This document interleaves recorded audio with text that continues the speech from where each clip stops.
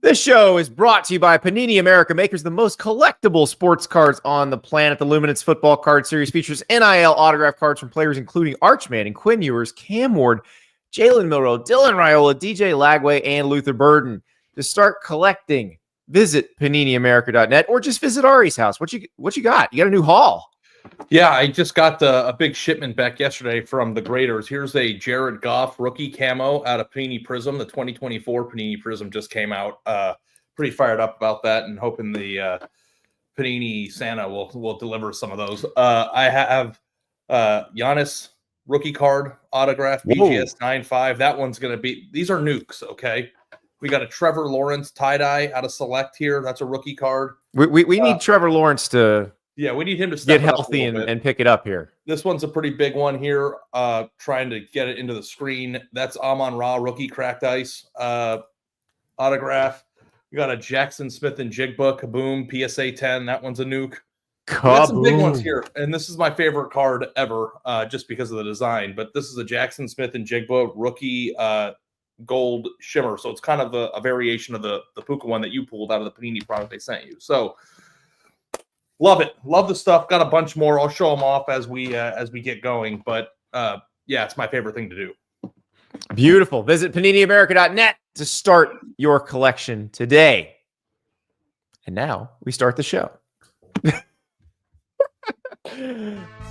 Well, welcome to Andy and Ari on 3. Ari is changing his mic now. But this is going to be a fun one today. Because Ari, I realize... I think you're still on the wrong mic. I'm not on the wrong mic. Oh, there we go. You just weren't talking into it. I'm good. Okay.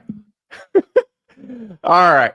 So I realized we made a rookie mistake last week because we're all rookies when it comes to the 12-team college football playoff. And I think JD Pickell showed us the way. So JD put out a graphic, and he did this on he broke it down in his show, The Hard Count, last week. And if you're not watching The Hard Count, that's 11 a.m. Eastern Time, Tuesday, Wednesday, Thursday, right here on the On3 Sports YouTube channel. So JD filled out a bracket, like his whole bracket, and just said, here's what's going to happen. Here's what this is like standard procedure for the Monday after Selection Sunday. Like you and I, Ari, will do this in March on the Monday after Selection Sunday because that's what everybody does. But why didn't we do it? We're such rookies. We didn't even think, let's just fill out the freaking bracket. So we're going to do that today. We've got your bracket and we got my bracket. And your bracket, Andy, we didn't want to undermine the pick show that we did either. That's true. That's true. But our brackets are faithful to the pick show. That's right. we're not, we're not lacking in integrity here. We're not going to be like, I'm picking this team. Oh wait, no, tomorrow they lost. But if you put the graphic out, the people who are listening know who you're going to pick. So, but I guess point spreads are different. Andy, I know you did this after I did it. I did it first. I don't know what your experience was. Mine was all these teams stink in my head, like as I was doing it, and it's like that way. And when I say they stink, it doesn't mean that they're not good this year. It means that they stink in comparison to what I used to be picking for the national champion. Like, and maybe like the last 15 years, it was just like there were 2 or 3 teams in a season that was just like, they don't have weaknesses, right? Like this year, if you go down the bracket from 1 to 12, every single one of these teams has an overt weakness that can cost them a game. So like, as you know, and the thing that is interesting to me is like, I'm like the mayor of Austin today, right? Like everybody's fired up about this pick. Oh yeah. I was watching Texas, Georgia with you like 2 weeks ago thinking there's no way this team's going to win the national championship. Right. And then you get to doing the bracket and they keep playing teams that you think have their own general weaknesses that Texas can overcome if they figure something out offensively. And like, I found it to be incredibly difficult. I feel like if we did a 12-team bracket simulation, like from 2019, everybody would have gotten the finals correct, right? Like, and like this year, there are 30 different variations of what you could choose for your national title game, and it makes sense, right? Like, I don't know. I mean, you could have had Penn State in the national title game from this bracket. Penn State could beat Notre Dame. Like, it's hard. So, like, for me, Clemson is a good matchup for Texas in the first round. And I think that Arizona State, though having a wonderful year, probably is not as good as Texas. So, like, they have a pretty easy path to put them into the semifinals, right? Then you get to Oregon, and Oregon, are we sure we're confident that that team's going to go 15-0? Like, it's not that they're not an amazing team or that they're not who should be considered to be the favorite. 16-0. They have to go 16-0. But, like, at a certain point, everybody trips up or has a bad game or is challenged in a way that they haven't been challenged. And if I'm wrong about Oregon and they go 16-0, that's fine. But, like, this is more of like a spot play for me. It's like, well, Texas is talented.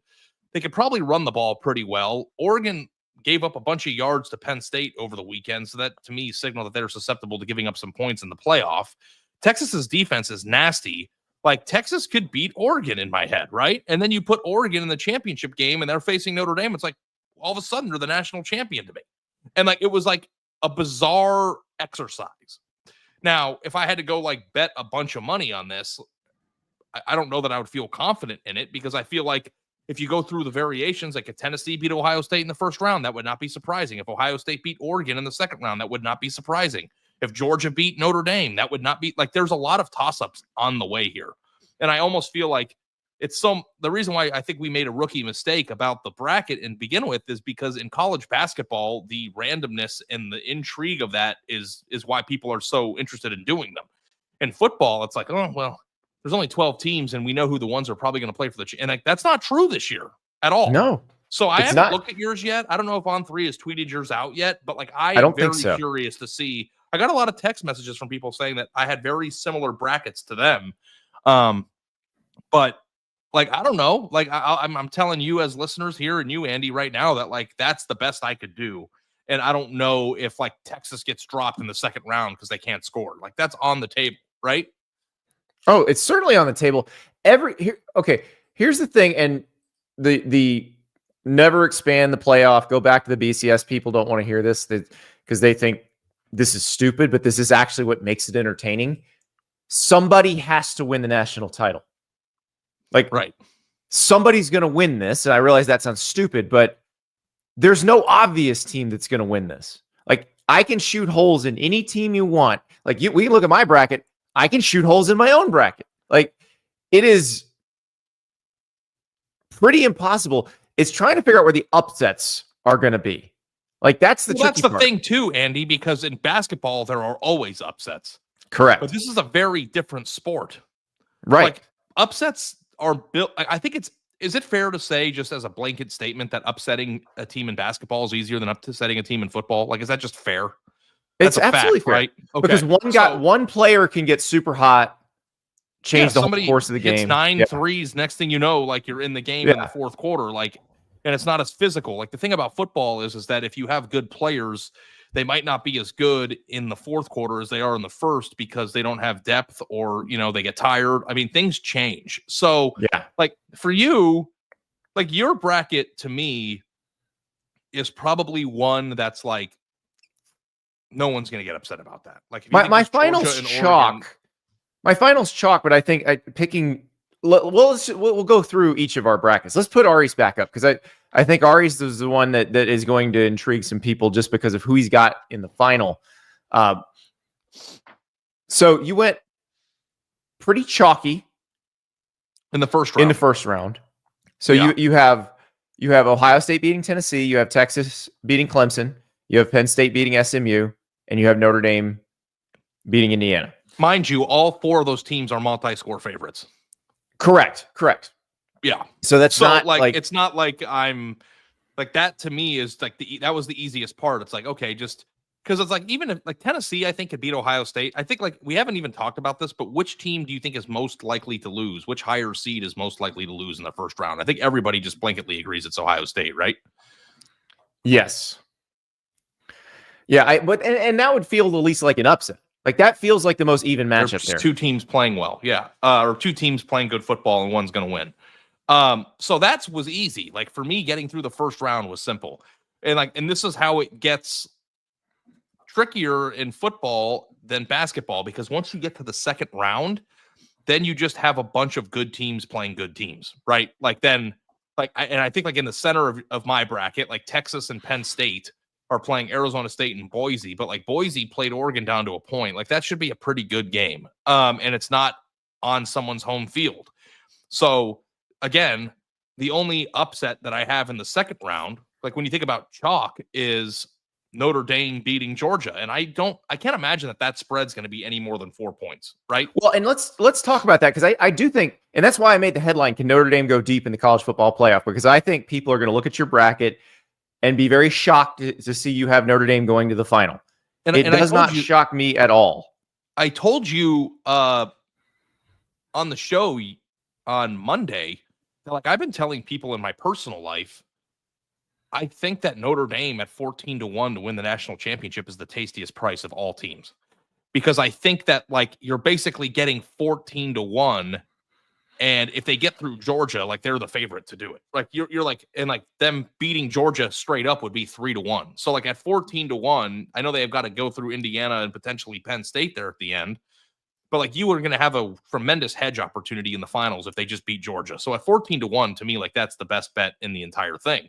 But whenever I tell people that, they go, oh, Notre Dame, oh God, they haven't won a big game since 1995, and you know they suck and they lost to NIU and all the things that you hear, and it's like, guys, what did I say on the first show that Andy and I did together again in your house on August 31st, midnight, September 1, that Notre Dame is going to go undefeated and make the playoff?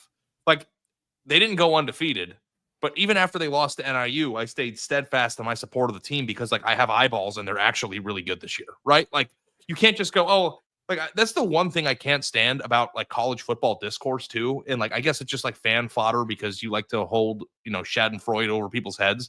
But like, there's so much analysis that is done about who's going to win and lose a football game based on what happened 5 years ago. And it's like, especially now when teams are completely different than they were even 12 months earlier, like, why are we doing that? It makes like what happened to Notre Dame against Alabama in the national championship, what has happened to Notre Dame at any other point, like as of no consequence to me in the thinking. They have a nasty defense and Georgia struggles to score. Like it's not that hard.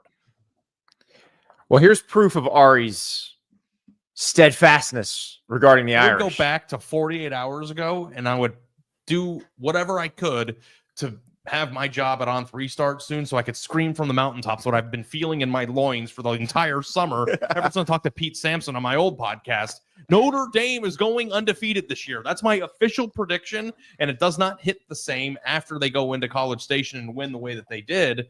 But I want you guys to know, and I mean this Scout's honor, that's what I felt coming into the year. I think they've got a very good defense. They're very physical. Their quarterback needs to stay healthy. They might have some options between Beau Collins and Chris Mitchell and guys like that on this team to finally have some offensive explosiveness on the outside.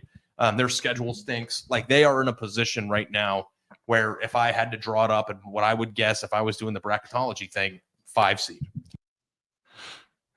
Whoa, 5 seed. Close. Yeah. They actually were number 5 in the ranking. Yeah. I didn't see the NIU thing coming. By the way, I don't know if it was the lighting there, but like I need to get some sun. Like that. I was looking like I was looking that was sexy.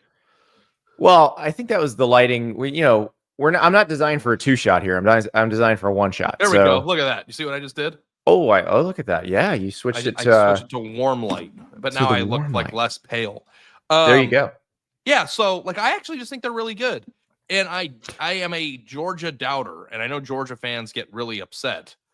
But Georgia fans get upset when you think they might lose a football game. Like they're just personally insulted by that. They've won so much, and they're amazing. And Kirby Smart's the best coach in college football. They're deep, they're talented, they're physical, they're fast, they're freaky. Like I get it.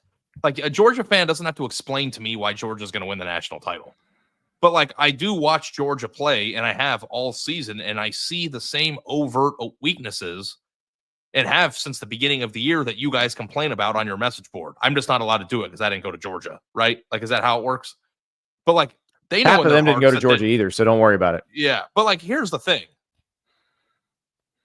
they are susceptible to losing. So picking them to lose, whether you're right or wrong, is a rational and fair thought process. So I think Notre Dame might be the toughest game they would have until the final, if that's what it comes to. Like, I mean, I don't Notre think Dame's Notre Dame's a tough matchup for them because Notre Dame is really good on both lines of scrimmage. Georgia's really good on both lines of scrimmage. I think the games would be similar to the two Texas games, which the first Texas game, Georgia cruised because they forced a lot of turnovers. I don't know that Notre Dame's offense is going to make as many mistakes as Texas's offense made. So I think that would be a tough game. Now, I have Georgia beating Notre Dame in the quarters in my bracket, but I understand exactly where you're coming from. Like, I see where that's a tricky spot for Georgia. Yeah, and like, listen too. Like, I also watch the games, guys, and like, I know Notre Dame didn't play the toughest schedule, right? Like, I get it. So if we find out that Notre Dame looked awesome, is the way that they did all year because it was just a product of not being tested, and then the one time they're tested, they just get their doors blown off, then I'll have to live with that. But like, I'm just assessing the players and the way that they look, and like, I'm just trying to be reasonable while also not just blanketly picking all top seeds to just do it. You know what I mean? Like, you've got to find, it's not just going to go exactly the way that everybody thinks it's going to go. So you have to also try to be creative. And like, I do feel like if Notre Dame gets past Georgia, they will make the title game. Like, that's like, that to me it's like a one. Well, and if you look at the rest of that bracket, there's a reason for that. They'd be favored over pretty much everybody else. I don't know if they'd be favored over Penn State. I think that would be a bit of a coin flip. But you know what I realized about myself while doing this, Andy? I realized that my hatred for the 12-team playoff field was rooted in a place where it's pointless. Because that world doesn't exist anymore? But now that I'm looking at this bracket and like, you're like, when the games come, it's going to be awesome. I never doubted that. It's going to be awesome. But like, I did not think that I know more football is good. There's no such thing as more football not being good. But I understand you were worried about there would be some team that's just so super stacked. Yeah, that this was stupid. Yeah. And this isn't. This is amazing. Like, I have honestly, let's go down the list. You know how we play that game of like who could win the national title? Like, let's go down the list of 1 through 12 of teams that you think can and can't win it all. Yep. Okay, let's go. Okay, let's just start with number 1. Oregon can absolutely win the national title. Yep. 2, Georgia. Obviously, yes, right? What about Boise? And now let's acknowledge the quarterback situation. We don't think Carson Beck, it doesn't sound like Carson Beck's going to play, but Gunnar Stockton came in and looked fine against Texas, against one of the best defenses in the country. I'm not as worried about that replacement situation as maybe I should be. I don't know. But Georgia, I think, can win the national title. In fact, that's who I have winning the national title. Yeah, and I also think it's certainly on the table that like Gunnar Stockton comes in, plays awesome, and then like we just know who their quarterback is now. Yeah, you know he was what I mean? Also he was also a blue chip prospect. Like it's not like he's nobody. So. And he didn't crap his pants in a very high leverage moment. So I think that means something, and having a month to prepare basically for your next game, I think puts you in a position. And also Georgia mauls you, right? Like that's how they win their games. They don't win their games by scoring 60 points. They do it by beating the crap out of you until your will's broken. So like that still exists. All right, Boise State. I don't think they can win the national title. I don't either. Because I think I do think they can win a game and get to the semis and maybe win 2 games.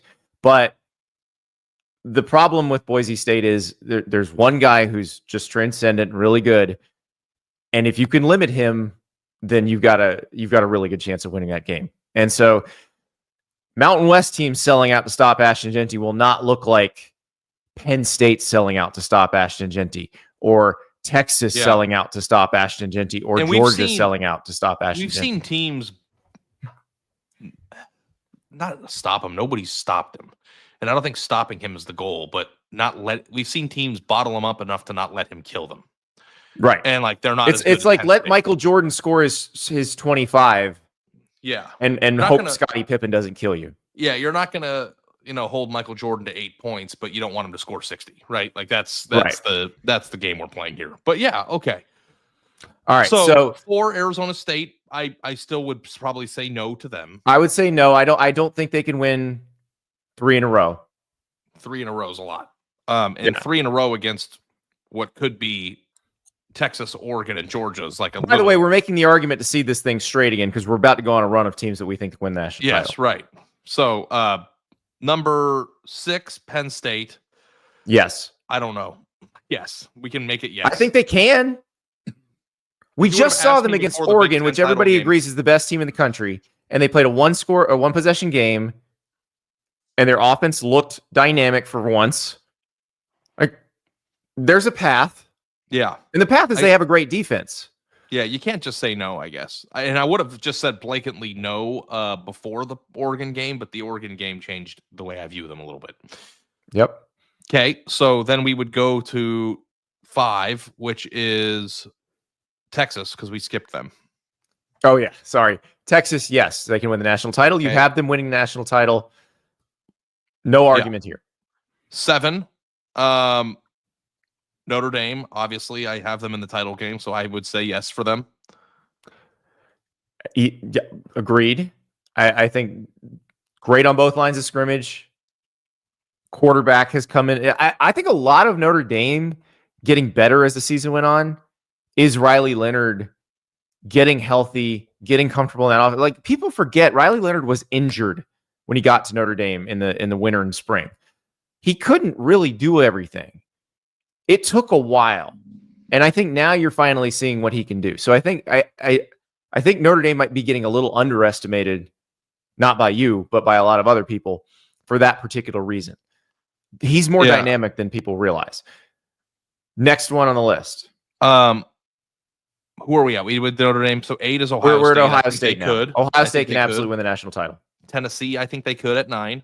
Tennessee can too. Yep. What about Indiana at 10? I don't think so. I don't think they can win 4 in a row. Yeah. I don't think so either. Okay. And then we have Clemson at 12, and I don't remember. SMU at 11. And SMU at 11. So I think the answer would be no to me on both of those. Yeah, I don't see either of those winning 4 in a row. So I think we got to 8 out of 12 can.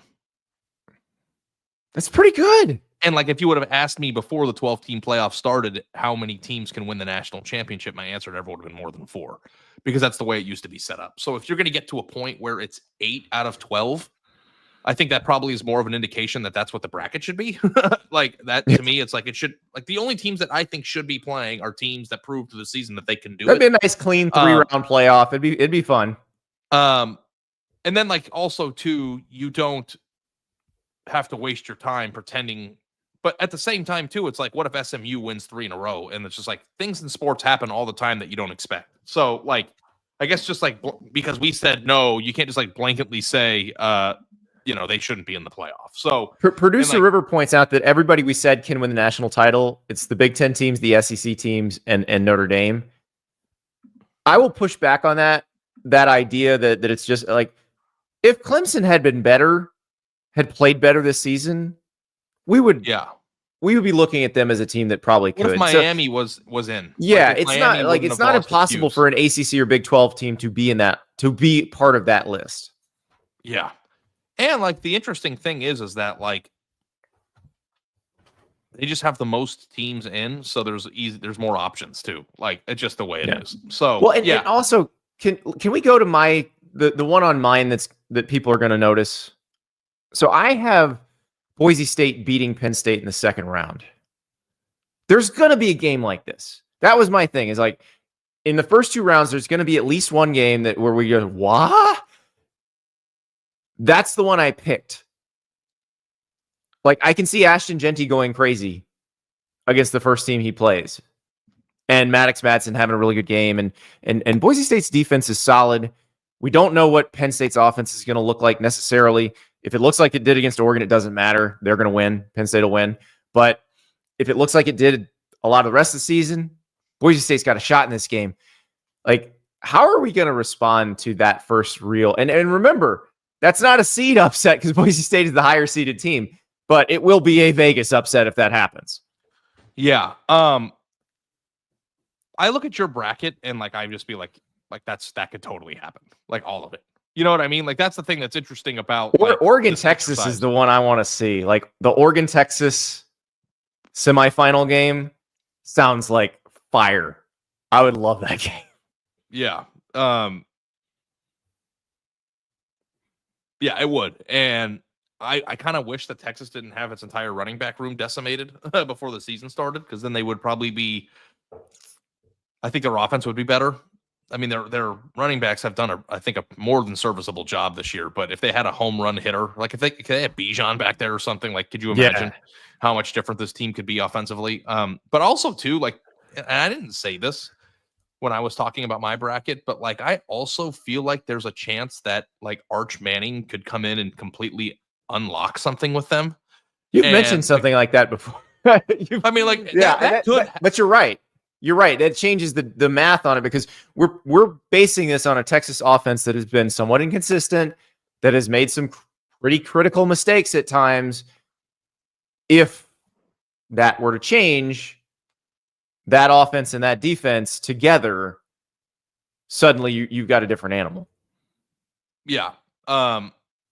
I just think like if matching up an explosive offense with that defense, like, I don't know. Like I see a lot of comments here, Andy, of like, yeah, Notre Dame's not beating Georgia. It's like, okay, well, when it's a 2-point spread, go bet your mortgage payment on it then, since you're so sure. Like, you know what I mean? Like, it's going to be a close game. So, yeah, but this was fun. I don't know, like, I don't know how many other directions we could have gone with it other than what me and you did, right? Like, there are a couple. I mean, we could have gone the middle of it that could make a crazy, I guess. Like here, well, here's one. Ohio State just runs through the bracket. Like, yeah, and I know everybody's going to pile on me for saying it, because I'm predicting Tennessee to beat Ohio State in my bracket. By the way, I think that game is pretty much a toss-up. But there's also a world where Ohio State, which has probably the best roster player for player, just runs through the thing. It's possible. Ohio State would have to be the team they were supposed to be.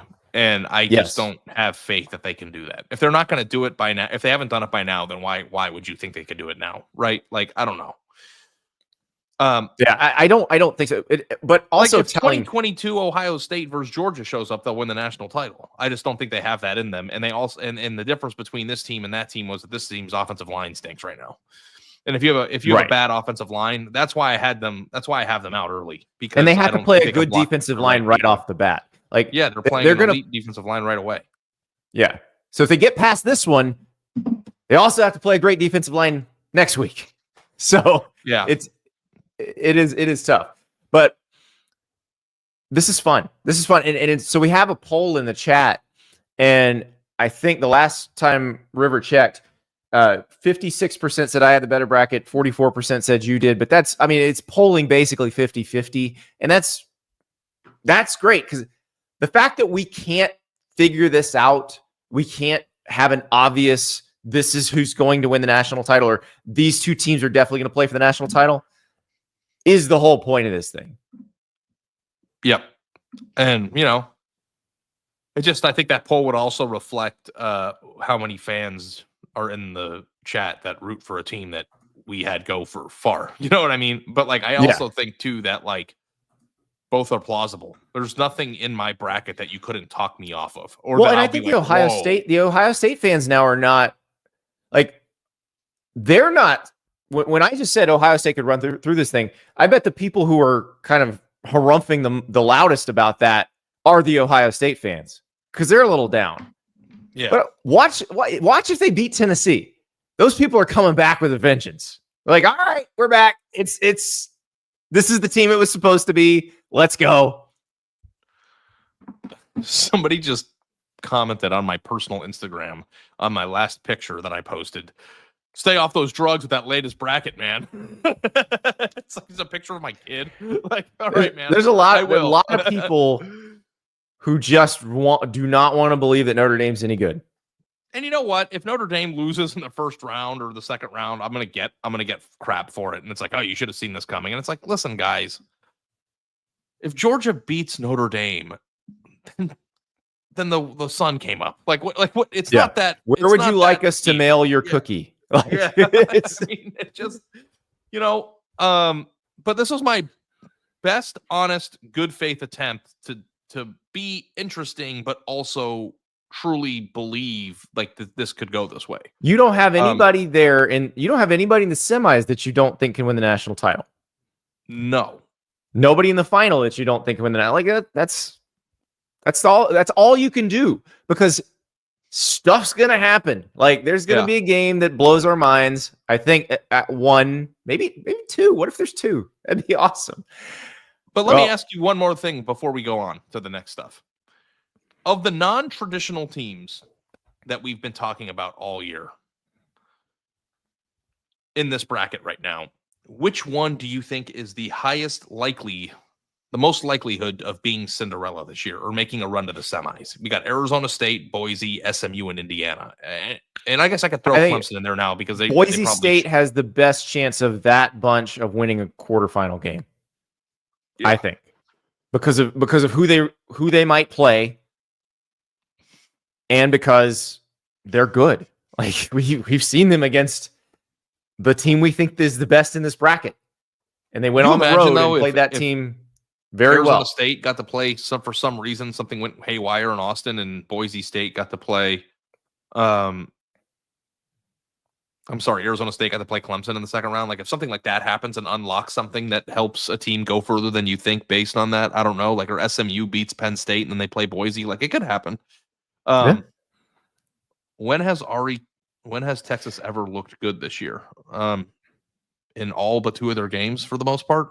I don't know. I mean, they had a pretty rough game against Arkansas, I guess. The two games against the team that's in the bracket that they might ultimately have to play. I mean, they had a few like close calls, but like I don't know like what. I mean, I watched them play Oklahoma in a rivalry game, and it was like big brother, little brother in that one. So I don't know. Their defense has been nasty in every game they've played this year. It has. Period. It's been consistent. So, yeah. We said it yesterday. That's the of the 16 offenses or defenses, or what? Not 16, 24 offenses or defenses. Isn't this crazy though? Their defense is who I trust the most. We're still doing this, Tommy, 3 putts against who? Like, we're still. Everyone stinks. No one played anybody. Who played anybody and who looked good all year? If you're Oregon. Yeah. Like the thing that's crazy is that like if you are still in the who have they played or they haven't looked good all year camp, there is literally only one team that you can point to. And I guess then Oregon's going to win the national championship. Win the national title, and there's no reason for you to turn on the bracket then. Don't even watch it. Oregon's the only team that's good. Is Oregon's got a plus next to its name in the futures, right? It does. Yeah, all of them do. Yeah, they all do. So there's a reason for that. Yep. All right, Ari. Folks, if you want to commemorate your team's trip to the college football playoff, and I know there's a bunch of fan bases that would like to do that this year, Axia Time is the best way to do it. It's the official timepiece for the college football playoff and the Heisman Trophy, and probably the best kept secret in college football. Their timepieces are heirloom quality and among the coolest designs in the college space. Axia Time has created a series of limited edition watches for all 12 teams in the college football playoff. Each design is limited to only 100 pieces. Check out your team CFP designs at axiatime.com, but act fast because they will sell out. Or I've got my Axia watch on right now. It is gorgeous. The way these things are priced for Swiss-made automatic watches, you actually can go one to rep your team, one for everyday wear, you name it. But I imagine you want the one to rep your team. I've got the Michigan commemorative from last year for the national title, and looking at that right now, that thing is spectacular. So that they sent that to check out, and it is gorgeous. Let's see if I can get it up to the camera. But it's got the box. Be careful. The box has Jim Harbaugh's signature on it, by the way, and it's just a gorgeous watch. And I imagine whatever team does wind up finishing out in this bracket might be able to commemorate with that as well. But huge accomplishment. Arizona State. Look at that Sun Devil watch. That's beautiful. Boise State, Indiana, Notre Dame, Penn State. Like these are really cool. So axiatime.com, check it out. Beautiful watches, beautifully made. I love mine. My son's trying to steal it, not letting him steal it. Hey, Andy, to pair our sponsors together, I want you to know that one of the big chases in the 2024 Prism that they just released is Jim Harbaugh. Mhm. Like there's a coaching card in there, and you can get his gold Nice. variation. And I don't know if he signs in it yet because the checklist hasn't been released yet. But people are chasing Harbaugh, so you got the Harbaugh watch. You can chase the Harbaugh card. You can just be all in on him if you want. Love it. Love it. All right, we have a really big piece of news. It's actually regarding one of the college football playoff teams, but it's not about the current roster. It is about the 2025 roster. Dabo Swinney's taking a transfer. Woo! Well, okay. Dabo Swinney has taken transfers before.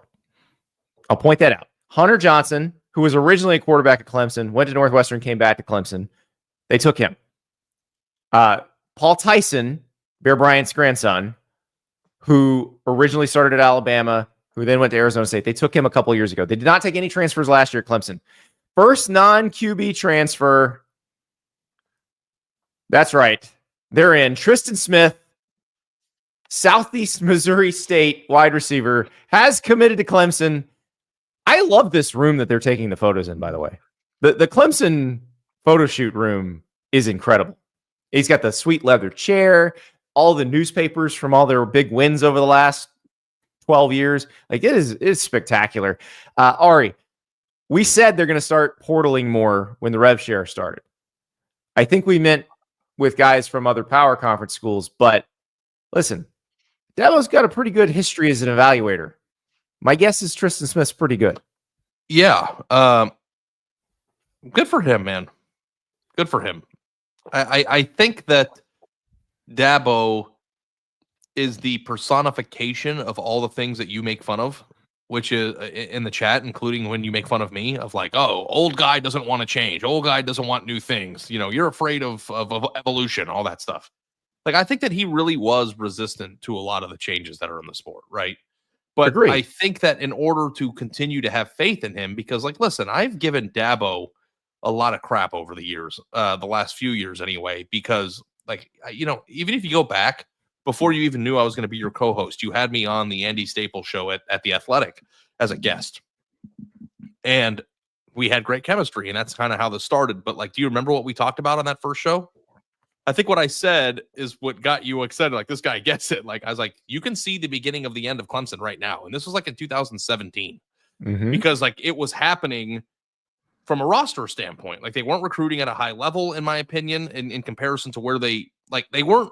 What they did in the college football playoff was remarkable because there were two of their national championship teams were two of the three teams in the 20-year era of the recruiting post 2000 era that won a national title, not having signed a top 5 class.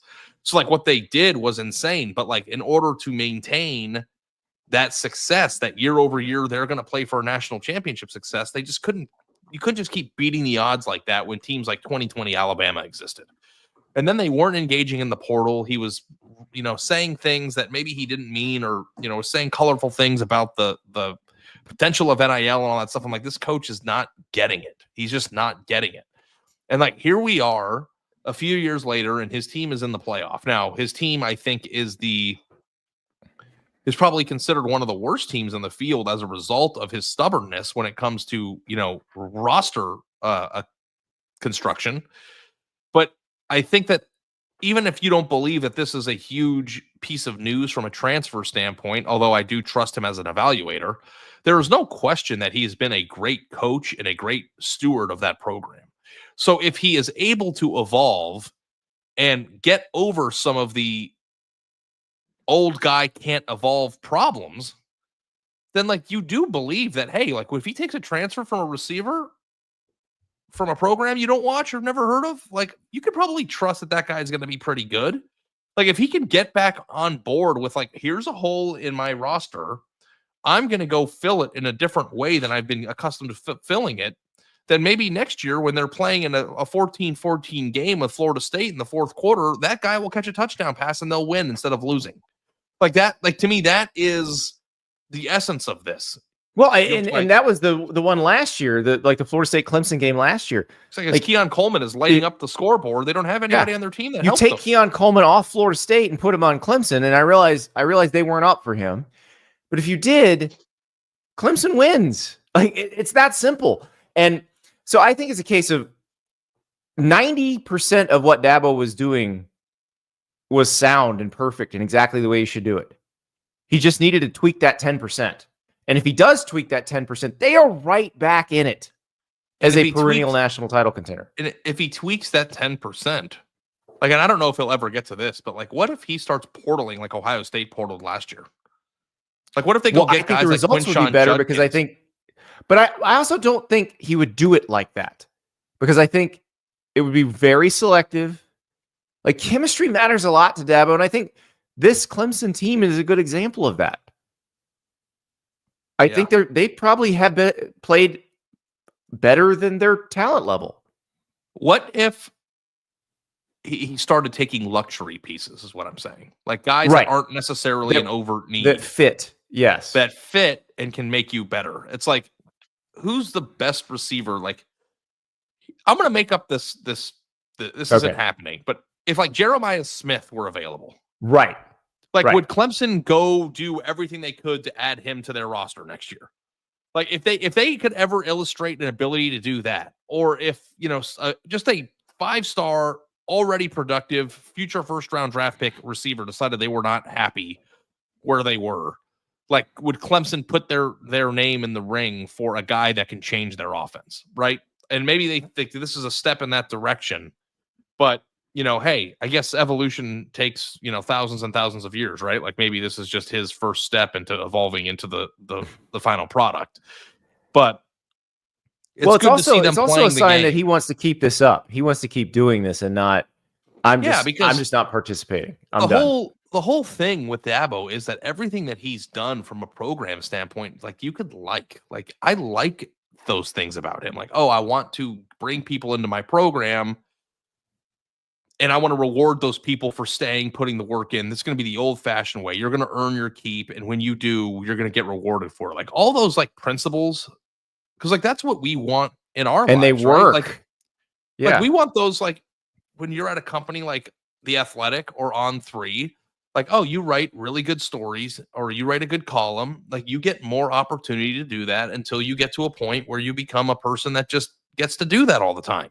It's like your work, your ideas, your striving for greatness is rewarded with more airtime, more front page news stories, more column opportunities. And that's what we want in our lives. And I get that. But the thing that I have a hard time with is that he's being paid millions and millions of dollars.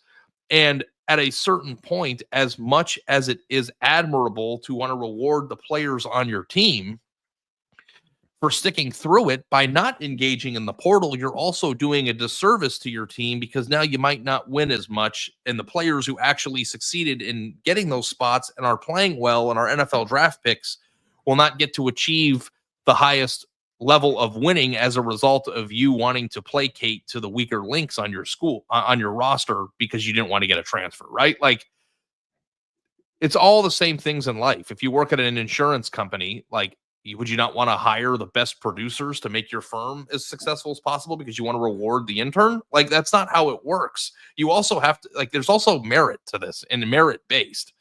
And just because you're in the program and you're trying hard and you're doing all the right things doesn't always mean that you're good enough. And in life, sometimes people are good enough for things and sometimes they're not. And that's okay too, right? I just think there's a line that has to be drawn in the sand of we're going to give everybody every opportunity possible to be successful here, but also you have to be, or you're not going to play, right? Yeah.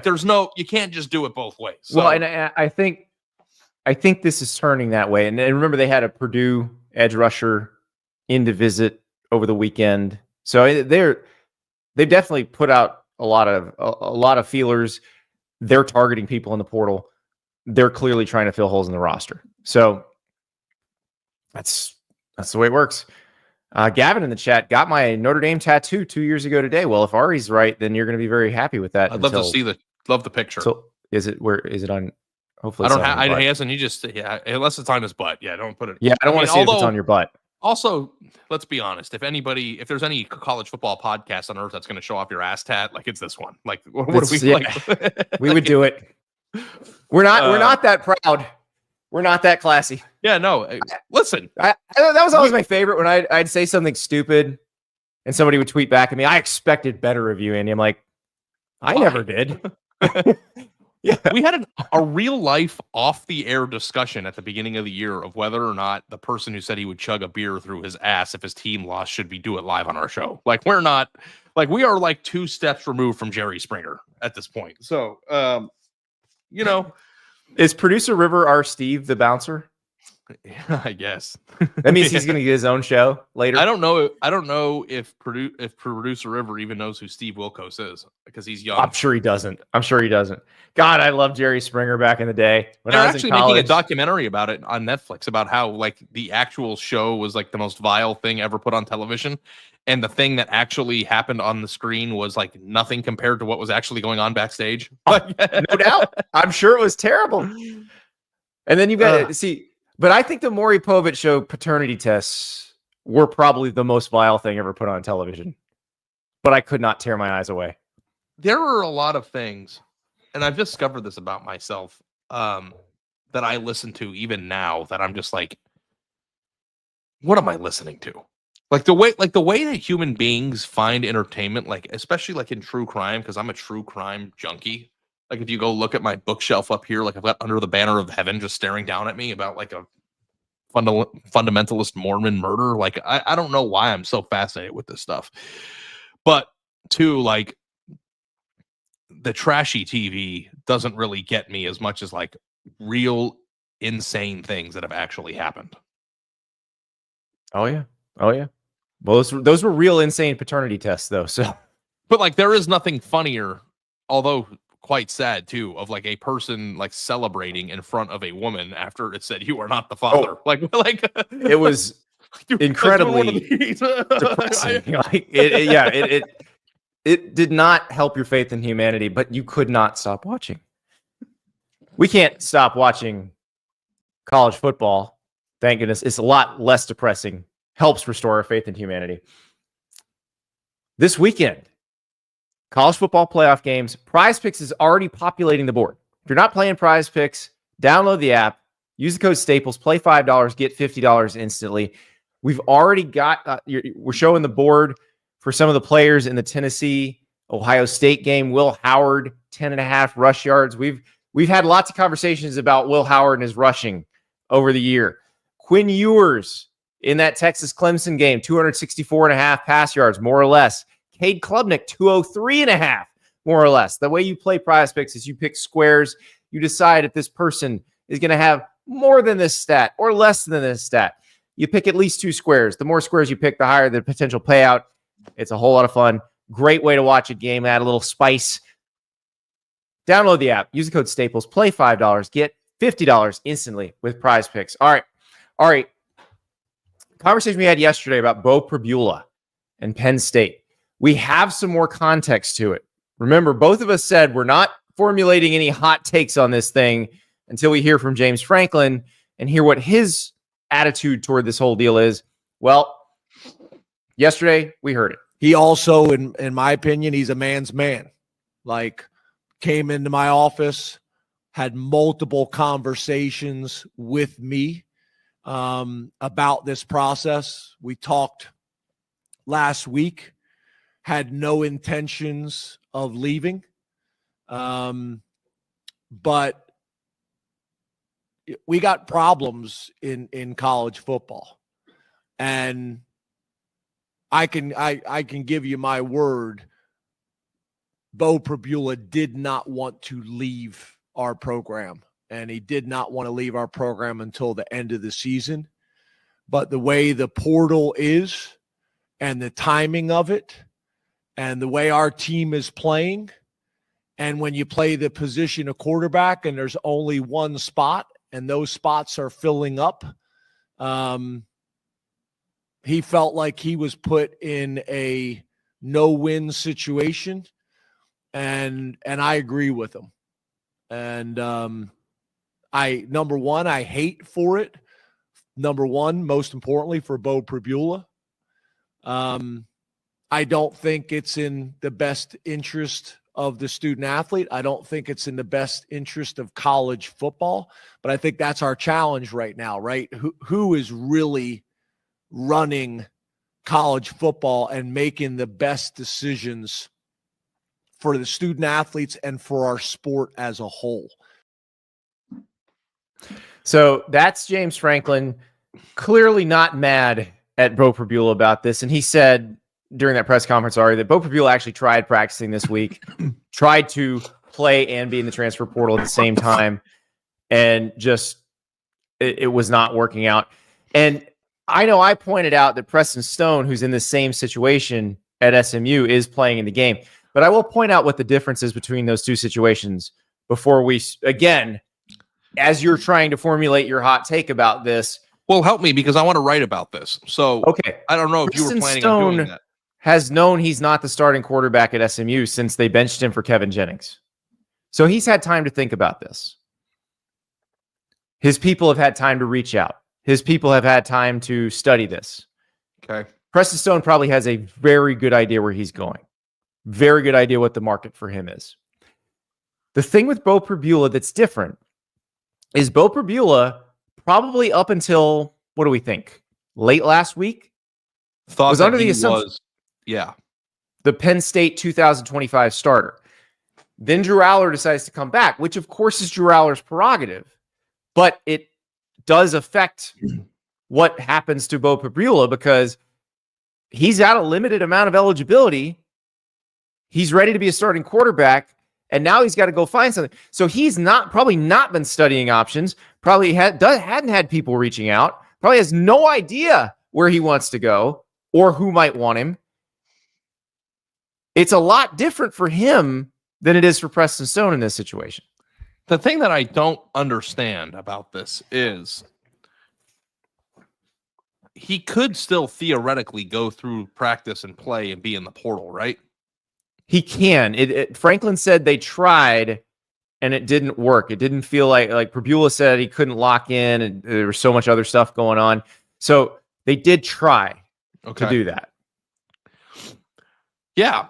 So, it's just kind of like an unfortunate reality of the calendar because, he's right that, the college football sport needs one person, a singular person or body in charge of it. And that's not what's happened here. But the one... he acknowledged the real problem in this particular case with the calendar. Franklin acknowledged it. Most people don't. I'm glad he acknowledged it. Yeah. Because it's not something that any one person in charge of college football could change. The one thing, as much as the sport changes and players get paid, and as you guys know, I've been all for that, the players getting paid. But the one thing almost everybody seems to still agree on is they would like the schools and the teams to be connected. They would like the teams to be connected to the colleges. And if you're going to connect the teams to colleges, you have to adhere to the college calendar. And as I always say, the business of college sports is dwarfed by the business of college. And most schools are on the semester system. So most people are going to move between the fall and the spring semester. Well, guess what? The break between the fall and the spring semester is the last 2 weeks of December. Yeah. Right in the middle of college football. And I just I've seen a lot of the NFL doesn't have free agency during the playoffs. It's it's a business. They planned it better. Yeah, well, it's not just planned it better. They don't have a restriction of college that makes it impossible. You can't. When should if you are a person that's tweeted, the NFL doesn't have free agency during their NFL playoffs. Okay, great. You're right. Tell me when the portal window should be then for college football. And if you're going to say after spring practice, that's not what the players or the coaches want. Nobody wants They want to be at spring practice for their new team. Right. So you have to get enrolled into college early enough to be eligible to play in spring football. And it's important for the players to create chemistry. It's I don't know. Some people go in before fall and are ready to play, but I don't know if I were a student who was playing on a football team, I'd want 9 months with my guys first to practice and to get used to this. I mean, listen, I'm a 37-year-old man, and like I would have preferred to start it on 3 before the night of the Miami Florida game, to get Right. HR But your stuff contract figured was what it out, was. to know what my bosses are demanding of me and want of me, to get a little more rapport with you and I. Not that we needed it, but and it's just like that's just life sometimes. You gotta do what you gotta do. So like I actually was trying yesterday because like this whole Pribula thing is just weird to me. Because I thought like there is a reasonable, you can go get your spot and you can play solution here, right? So and I don't know why he would have a heart like. But we who aren't going through that, going through it, I don't know. He thinks he can't. For some reason, he thinks he can't, and I think it's probably because of what I just said about the difference between his situation and Preston Stone's situation. Well, also, he hasn't known. Think about it. He hasn't known for months that he was going to be somewhere else next year. He's known for a couple of days. And if you are playing in the college football playoff and you're somebody who has a pretty major role, whether it be backup quarterback or somebody who has packages, you want to be as prepared as humanly possible to step into that game if and when you're called on. And if you don't feel like you are able to lock in to the degree that's necessary to be ready to play in a playoff game, then you would be doing your team a disservice by playing too, which I respect. So it's just Matt in the chat says what Marshall did needs to be stopped. It can't happen again. I agree with that. So for those who don't know, Marshall opted out of its bowl game. They were supposed to play in the Independence Bowl against Army. And Marshall opted out because Charles Huff left to become the Southern Miss coach. 25 players instantly entered the portal. That's not on the players and that's not on Huff. That's on the Marshall administration. The Marshall administration made a choice. Like, okay, let's go back a year. A year ago, Cam Fancher leaves Marshall's program. He's the quarterback. Leaves to enter the transfer portal. He winds up going to FAU. Charles Huff said some stuff at the time. I was like, oh man, that marriage is going to be over. Marshall's going to fire him. Well, they didn't fire him because they didn't want to pay a buyout. They decided they're just going to let his contract expire. Well, he made them look stupid by going and winning the Sun Belt this year with an expiring contract. They weren't planning on bringing him back, so he went and looked. He was looking for other jobs because his contract was expiring. So he needed another job. So he looked at the Temple job. He looked at the Southern Miss job. He got the Southern Miss job. The Marshall administration accepted the bowl bid knowing they were about to have a coaching change, knowing they were probably going to have a mass exodus. That's their fault. Tim Pernetti, the American Athletic Conference commissioner, blasted them the other day, and rightfully so. Like, this is going to happen. Turn down the bowl bid. Simple as that. Yeah. That's a disaster. It's their fault. They knew they had the chances to figure it out.